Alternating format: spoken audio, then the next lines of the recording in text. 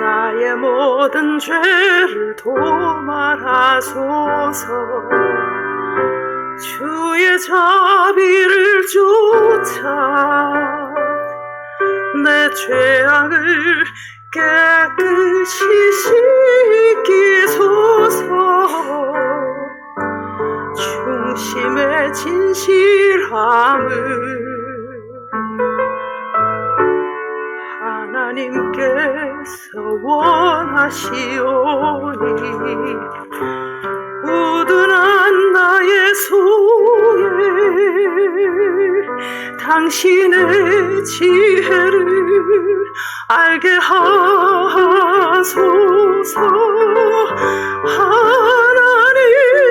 하나님이시여 내 안에 정한 마음을 창조하시고 내 안에 정직한 영을 주소. 새롭게 하옵소서.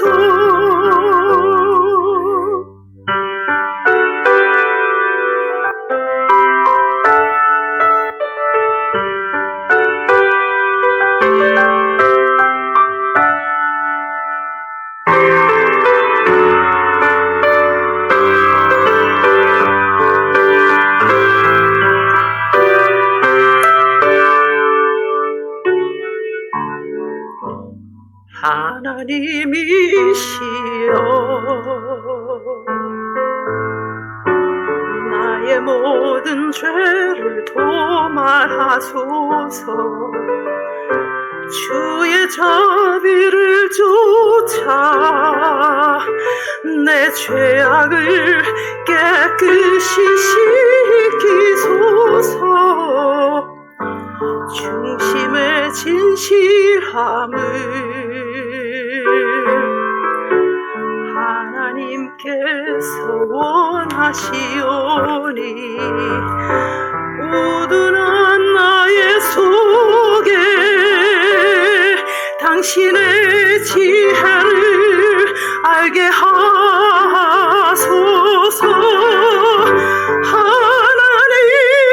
하나님이시여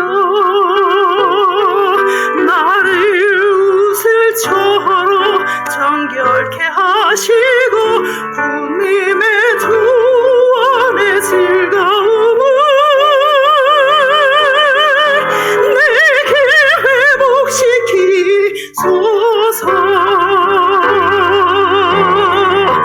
나의 구원 나의 하나님이여 내 혀가 주의 일을 노래하리라. 주여 내 입술을 열어주소서.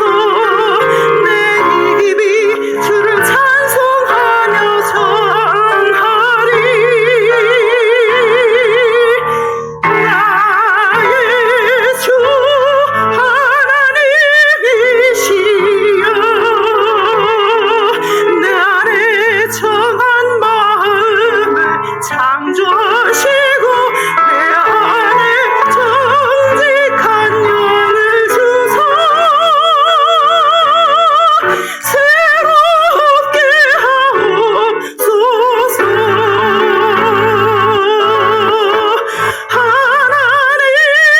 하나님이시여 나를 웃을처럼 정결케 하시고 주님의 구원의 즐거움을 내게 회복시키소서.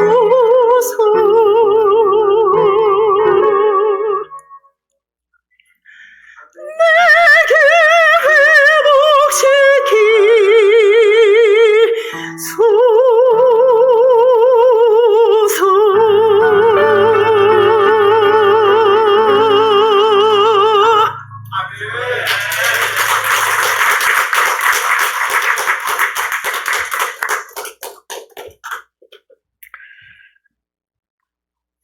계속 감사합니다 할 수는 없는데 그래도 특성이 있어서 참 기쁨이 있고 감사가 있고 풍성함이 있습니다. 은혜가 있습니다. 오늘 이씨 집안이 괜찮은 집안입니다. 오늘 특성하신 두 분이 다 두 분 찬양이 다 이렇게 눈을 감고 가사를 생각하면서 이렇게 은혜를 받고 싶은, 그래서 강대상에 올라가지 않고 특성을 더 앵콜 하고 싶은 그런 시간이었습니다. 이러한 기쁨을, 이러한 은혜를 누릴 수 있음이, 예배를 드리면서 이런 은혜를 누릴 수 있음이 얼마나 큰 기쁨인지요. 우리 성도님들을 정말 이런 예배 오셔서 주님께 예배 드리신 성도님들께 축하드립니다. 그리고 오늘은 우리가 하나님의 말씀, 은혜의 증인이 되라라는 주제로 디모데전서 1장 12절에서 20절 말씀, 하나님의 음성을 우리가 함께 듣기를 원합니다.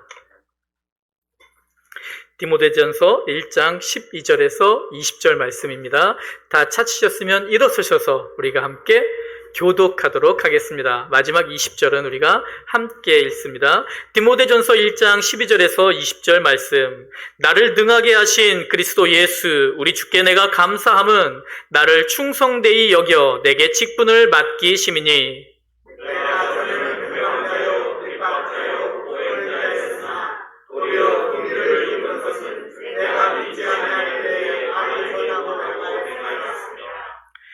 우리 주의 은혜가 그리스도 예수 안에 있는 믿음과 사랑과 함께 넘치도록 풍성하였도다.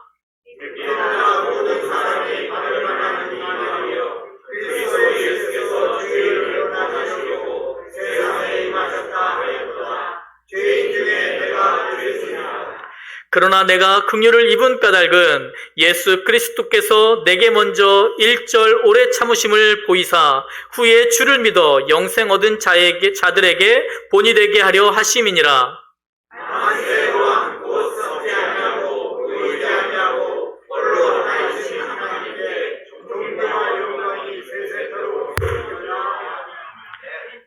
아들 디모데야, 내가 내게 이 경계로서 명하노니 전에 너를 지도한 예언을 따라 그것으로 선한 싸움을 싸우며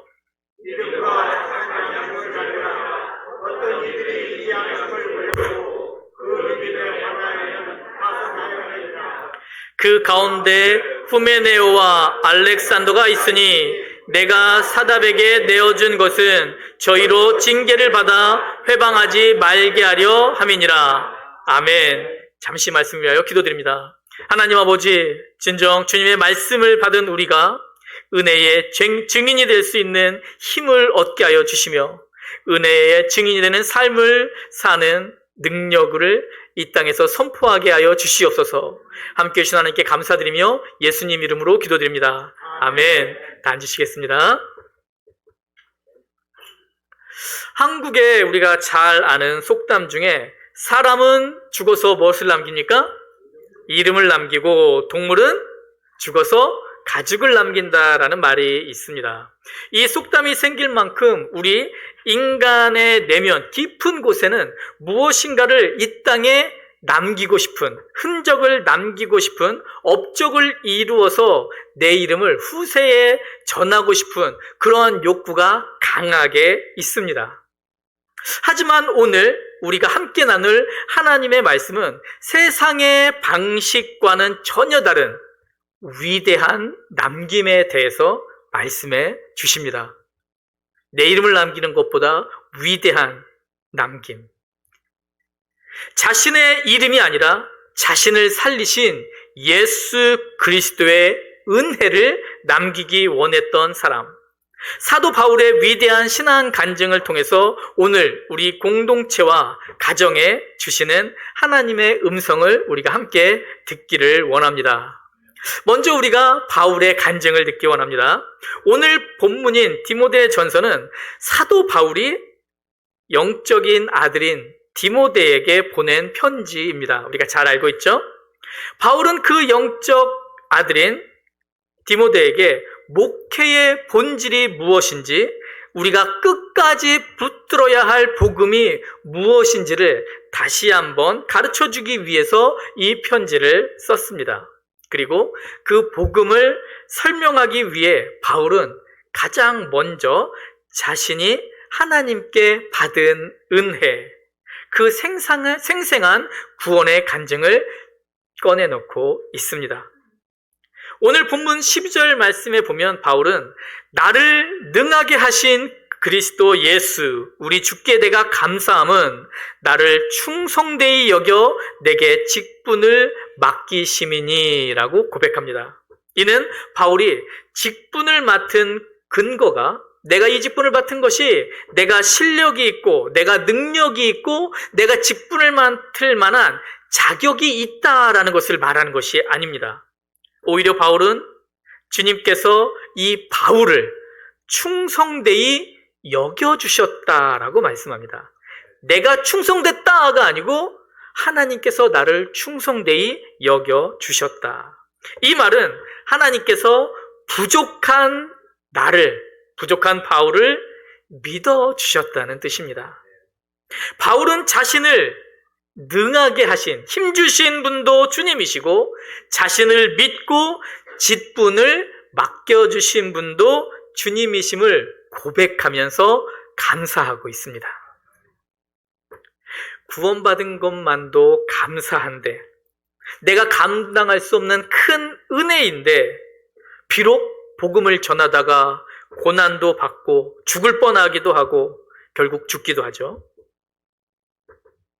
그가 그렇게 고난과 핍박을 받을지라도 주님의 영광을 위해 쓰임받고 있다는 그 사실 하나만으로 바울은 지금 만족합니다. 아니요, 만족을 넘어서 하나님께 그렇게 쓰임받을 수 있다는 것에 대해서 감격하고 있습니다. 이 모습이 우리 교회, 우리 봉사자의 모습이기를 원합니다. 선생님들, 그리고 우리 특송해 주시는 분들, 꽃꽂이를 해주시는 분들, 또 청소를 해주시는 분들, 잔디를 깎아주시는 분들, 무엇이든지 내가 능력이 있어서 내가 할 만한 자격이 있어서 무엇이어가 아니고 하나님께서 나를 믿기 때문에, 나를 신뢰하기 때문에 하나님의 일의 한 부분을 감당할 수 있다는 이 사실, 이것으로 인해 감사하고 감격해하는 우리 모두가 됐으면 좋겠습니다. 주님의 일에 참여한다는 것. 바울은 자신이 이런 간증을 하면서 자신이 과거에 어떤 사람이었는지를 13절을 통해서 솔직하게 털어놓습니다. 내가 전에는 회방자요, 핍박자요, 포행자였으나 도리어 긍휼을 입은 것은 내가 믿지 아니할 때에 알지 못하고 행하였음이라. 바울은 예수님을 만나기 전 우리가 잘 아는 것처럼 교회를 핍박하고 스데반 집사님이 순교하실 때에 앞장서서 그를 죽였던 잔인한 핍박자였습니다. 그런 자가 어떻게 구원을 받을 수가 있었을까요? 14절에 보니까요, 우리 주의 은혜가 그리스도 예수 안에 있는 믿음과 사랑과 함께 넘치도록 풍성하였도다 라고 증거합니다. 바울이 그렇게 많은 죄를 지었는데 바울의 죄보다 그를 덮으신 예수 그리스도의 사랑과 그 은혜가 훨씬 더 크고 넘쳤기 때문이다 지금 고백하고 있습니다. 그 넘치는 사랑을 받으셨습니까? 그 은혜를 누리고 계십니까? 그리고 15절에서 바울은 위대한 고백 중에 하나를 이 시간 선포합니다. 미쁘다 모든 사람이 받을 만한 이 말이여, 그리스도 예수께서 죄인을 구원하시려고 세상에 임하셨도다. 죄인 중에 내가 괴순이라. 바울은 자신을 가르쳐 괴수라고 부릅니다. 이 괴수는 원어적인 의미, 우리가 잘 아는 것처럼 원어적인 의미에서도 우두머리라는 뜻입니다. 우두머리.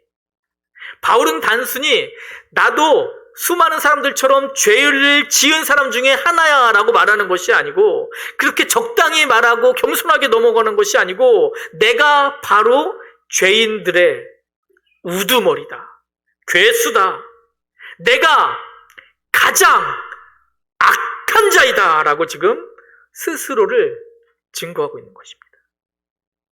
이 말은 철저하게 주님 앞에 이 바울이 엎드렸음을 고백하는 것입니다. 바울이 이 서신을 쓸 때 이미 사실은 수십 년간 사도로서 선교 사역을 감당했고 수많은 교회를 세웠고 당대 최고의 영적인 거장이 된 후였습니다.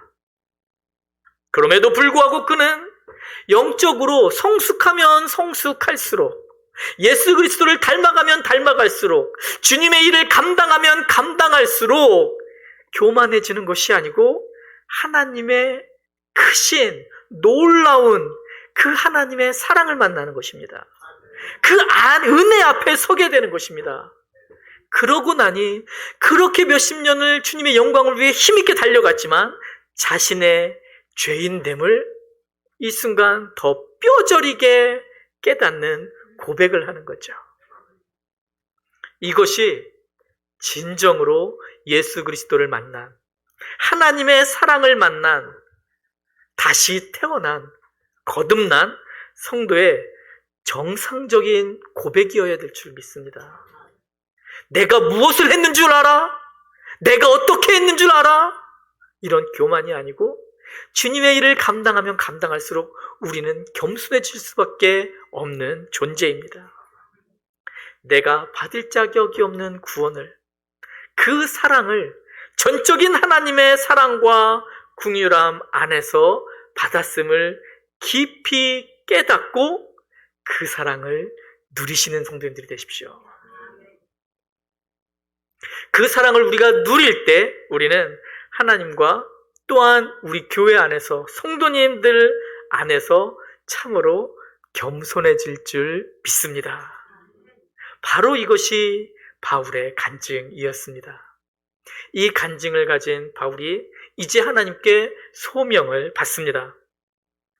그렇다면 하나님께서 왜 이토록 악했던 바울, 죄인 중에 괴수였던 바울을 구원하시며 그를 부르셨을까요?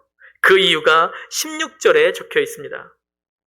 16절에 바울 사도가 이야기합니다. 그러나 내가 긍휼을 입은 까닭은 예수 그리스도께서 내게 먼저 1절 오래 참으심을 보이사 후에 주를 믿어 영생 얻는 자들에게 본이 되게 하려 하심이니라.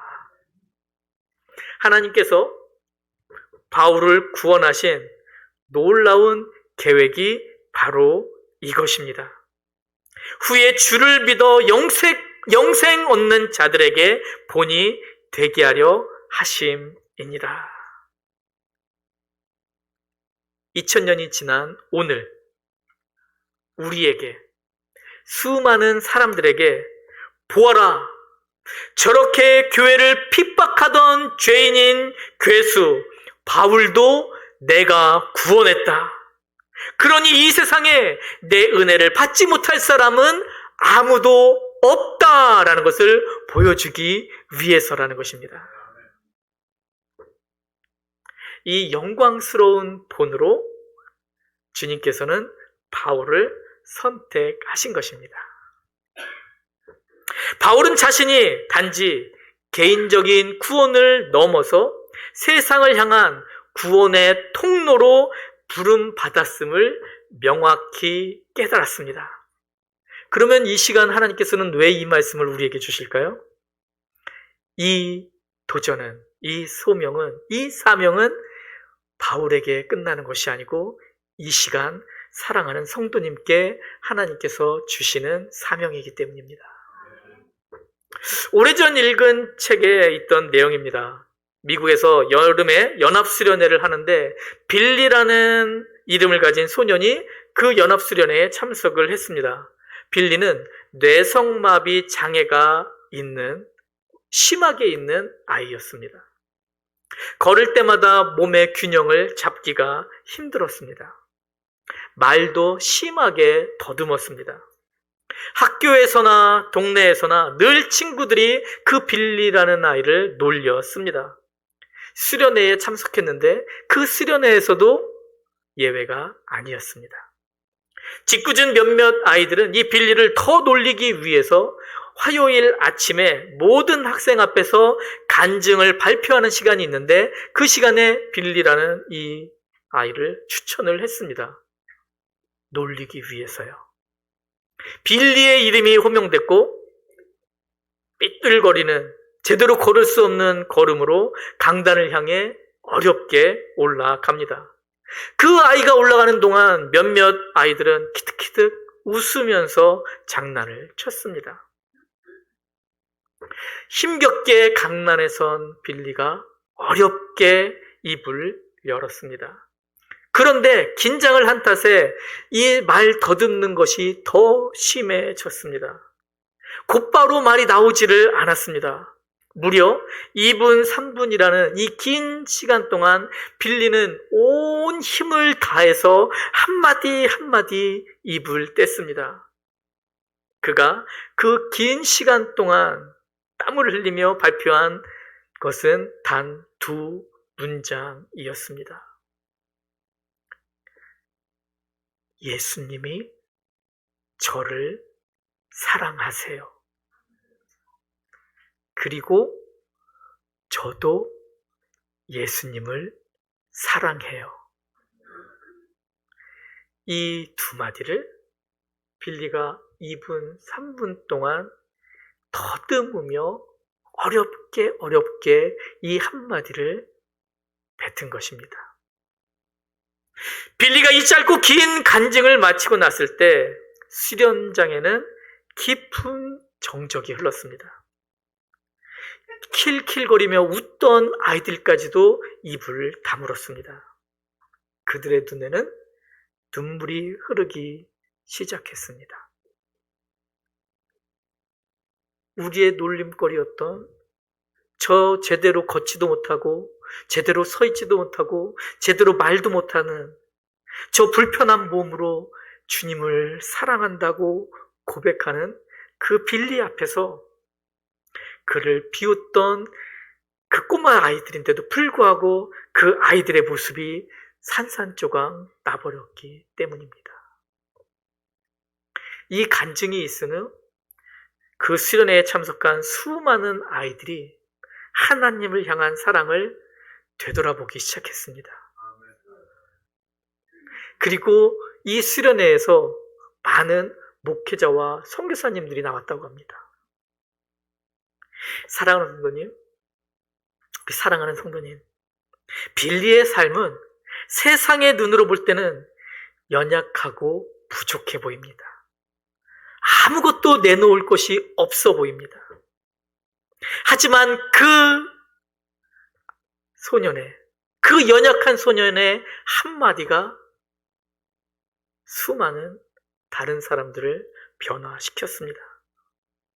그 소년을 통해 수백 명의 영혼이 변화되는 축복의 통로로 빌리는 주님께 사용받았습니다. 이 자리에 나는 빌리보다 못하다라고 생각하시는 분 계십니까? 한번 생각해 보십시오. 빌리도 그렇게 하나님께 쓰임받았다면 내가 정말 하나님께 어떻게 쓰임받을까? 오히려 기대하는 성도님들이 되시기를 소망합니다. 바울과 같이 강한 자의 철저한 깨어짐을 통해서도 하나님께서는 역사하시지만 빌리와 같이 연약한 자의 순수한 고백을 통해서도 하나님께서 위대한 일을 행하심을 기억할 수 있는 우리가 되기를 원합니다.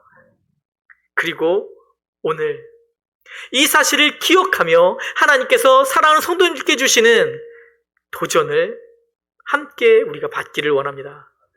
바울을 통해서 하나님께서는 우리에게 도전을 주십니다. 이것이 하나님께서 우리를 교회라는 공동체로 부르신 이유입니다. 하나님께서 처음에 아담을 지으시고 홀로 있는 것이 좋지 않아 하와를 지어주셨듯이 우리를 자녀 삼아 주시고 홀로 신앙생활 하도록 놓아두지 않으셨습니다. 내버려두지 않으시고 교회를 세우셨습니다. 특별히 성도님들께는 이 아름다운 사랑 침례교회를 주셨습니다. 감사하시죠? 아멘 소리로는 감사를 제가 감당할 수 없는 것 같아요. 감사하시죠? 아멘. 하나님께서는 이 귀한 믿음의 공동체 안에서 우리 KM과 우리 EM이 우리 모두가 서로 사랑함으로 하나 되기를 원하십니다. 하나됨으로 주님의 일을 감당하기를 원하십니다. 우리 삶에 부어지는 가장 크고 놀라운 사랑은 십자가에서 흘리신 하나님의 조건 없는 사랑, 우리를 구원하신 사랑입니다. 이제 우리는 성령님의 권능 안에서 이 받은 사랑을 흘려보내는 구원의 통로가 되어야 할 것입니다. 18절, 19절에서 바울은 디모데에게 권면합니다. 아들 디모데야, 내가 너에게 이 경계로서 명하노니 전에 너를 지도한 예언을 따라 그것으로 선한 싸움을 싸우며 믿음과 착한 양심을 가지라. 세상은 끊임없이 우리의 믿음을 흔들고 착한 양심을 버리고 세상의 방식을 따르라고, 세상 사람들과 똑같이 세상 삶을 살아가라고 유혹을 합니다. 네가 네 삶의 주인이니 너 스스로를 위해서 너 스스로를 빛내라 라고 세상은 유혹합니다. 그러나 우리는 달라야 합니다. 우리는 달라야 합니다. 세상이, 이 바울이 나는 죄인 중에 괴수라 고백하고 일평생 주님의 은혜를 찬양했던 것처럼 우리도 삶 속에서 구원의 감격을 누려야 합니다. 전에도 말씀드렸지만 사랑을 한 달 동안 말씀드린 이유는 사랑을 알라는 말이 아니고 사랑을 누리라는 말씀입니다. 구원 또한 마찬가지입니다. 내가 구원을 받았어로 끝나는 것이 아니고 하나님의 사랑이 나에게 왔음을 누리시는 성도님들이 되십시오. 구원을 누리시는 우리 성도님들이 되시기를 간절히 소망합니다. 하나님께서 나를 구원하신 것은, 우리가 구원을 누렸다면 이제 알아야 될 것은 나 혼자 천국 가라고 누리는 것이 아니고 나를 통하여, 그 구원의 감격을 누리고 있는 나를 통하여 죽어가는 또 다른 영혼에게 그 복음이 전파되고 누군가가 나를 통하여 생명을 얻게 하시려는 하나님의 뜻임을 기억하십시오. 그러기 위해 먼저 중요한 것은 내가 받은 구원이 얼마나 큰지를 누리는 것입니다. 하루하루 삶 속에서 누리는 것입니다. 사랑하는 성도님, 성도님의 삶은 세상 사람들에게 읽히는 한 권의 성경책과도 같습니다. 우리가 가끔 그럴 때 있죠. 전도하려고 하면 옛날에 어느 누구누구 보니까 저 교회 안 다닐래요. 그런 얘기 아마 거의 대부분 들어보셨을 것입니다. 근데 반대로 제가 군대에 있을 때는 교회를 되게 싫어하는 분이 있었거든요. 난 교회 안 다녀요 그러는 이제 소대장이었는데 그러더라고요. 그런데 교회 다니는 사람은 믿어요. 사람은 괜찮더라고요. 믿을 만은 하더라고요. 기억하십시오. 세상 사람은 우리를 보며 하나님을 봅니다. 우리를 보며 교회를 봅니다. 그래서 말씀드린 것입니다. 세상 사람들에게 우리는 한 권의 성경책과 같습니다. 우리의 삶의 고백과 행동이 앞으로 주님을 믿고 영생을 얻을 자들에게 본이 되어야 합니다.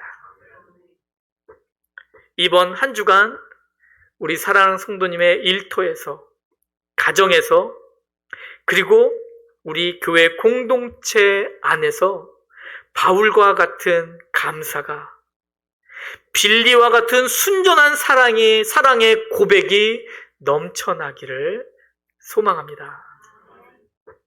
우리의 능력이나 실력을 의지하지 않고 오직 우리를 충성되이 여겨주시고 능력을 주시면서 예수 그리스도의 은혜만을 의지할 수 있도록 하여 주시는 예수 그리스도, 그 주님을 붙들고 의지하며 영적인 선한 싸움에서 승리하시는 우리 모든 성도님들이 되시기를 소망합니다.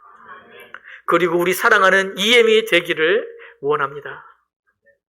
그렇게 성도님의 삶에서 스스로의 이름이 아닌 예수 그리스도의 영광을 드러내는, 세상은 자기의 이름을 드러내기 원하지만, 자기의 이름을 역사책에 남기기를 원하지만, 우리는 예수 그리스도의 영광을 드러내는 그러한 복된 삶을 살아내시는 우리 성도님, 모든 성도님들이 되시기를 소망합니다. 이 산 소망을 주신 예수 그리스도를 오늘 우리가 기념하면서 오늘은 주님의 만찬을 우리가 행합니다. 바로 이어서 주님의 만찬을 행하겠습니다. 고린도전서 11장 24절에 보면, 제가 읽어드립니다. 고린도전서 11장 24절에 보면 이것을 행하여, 주님의 만찬을 행하여 나를 기념하라 말씀하십니다. 여기서 기념하라는 말은 기억하라는 것입니다. 근데 여기서 기억하라는 것은 원어적인 의미는 뼈에 새기다라는 의미예요. 다시 말하면 가슴 깊숙이 주님의 만찬을 행하며 이 사랑을 새기다 말씀하시는 것입니다. 주님의 명령 앞에 순종하여 오늘 우리는 주님의 만찬을 행합니다. 이 주님의 만찬을 행할 때마다 우리에게 주님을 기억하라 말씀하시는 그 주님의 말씀을 우리는 기억해야 합니다. 하나님의 아들로서, 즉 하나님으로서 하늘 영광을 버리시고 이 땅에 오신 예수 그리스도를 마음 깊이 이 시간 되새겨 볼 수 있기를 원합니다. 우리의 죄를 씻어주시기 위하여 십자가에 못 박혀 돌아가시고 무덤에서 3일 만에 부활하신 예수 그리스도, 우리의 주님을 이 시간 잠시 생각해 봅니다. 그리고 주님께서 말씀하십니다. 고린도전서 11장 26절에 보니까 너희가 이 떡을 먹으며 이 잔을 마실 때마다 주의 죽으심을 오실 때까지 전하는 것이니라 말씀하십니다.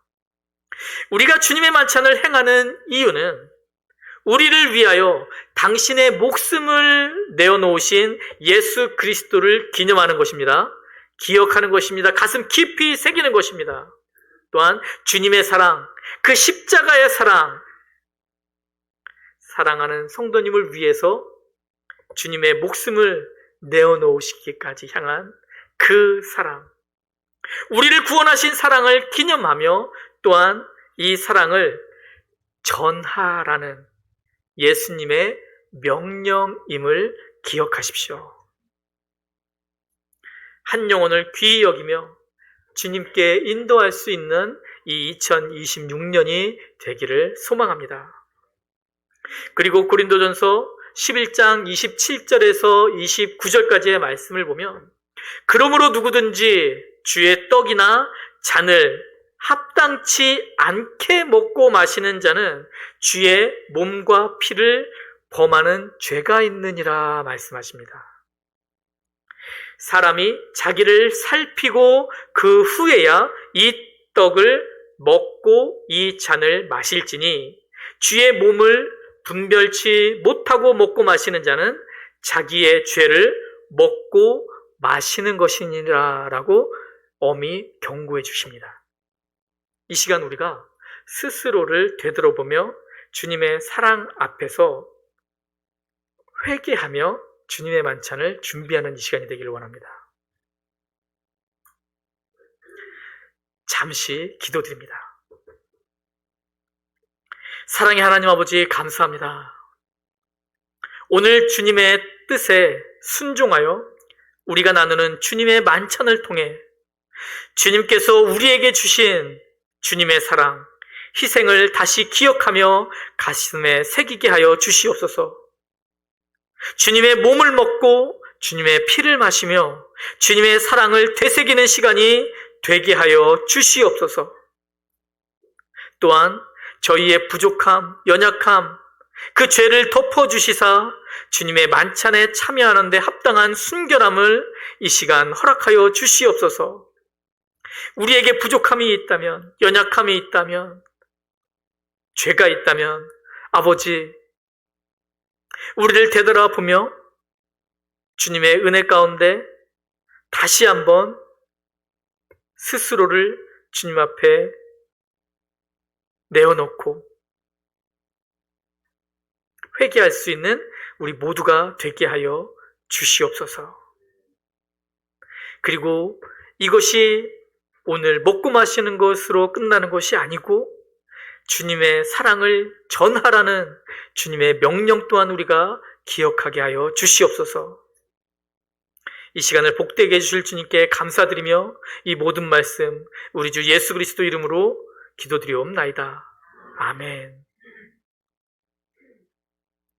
이 시간은 우리 성도님들 잠시 기도를 드립니다. 스스로 기도합니다. 오늘 말씀처럼 주의 몸을 분별치 못하고 먹고 마시는 자는 자기의 죄를 먹고 마시는 것이다 그랬거든요. 이 시간 주님 앞에 나의 부족함을 자복하는 시간을 갖기를 원합니다. 그리고 주님의 만찬을 온전히 받을 수 있는 준비가 되는 우리가 되기를 원합니다. 기도드립니다.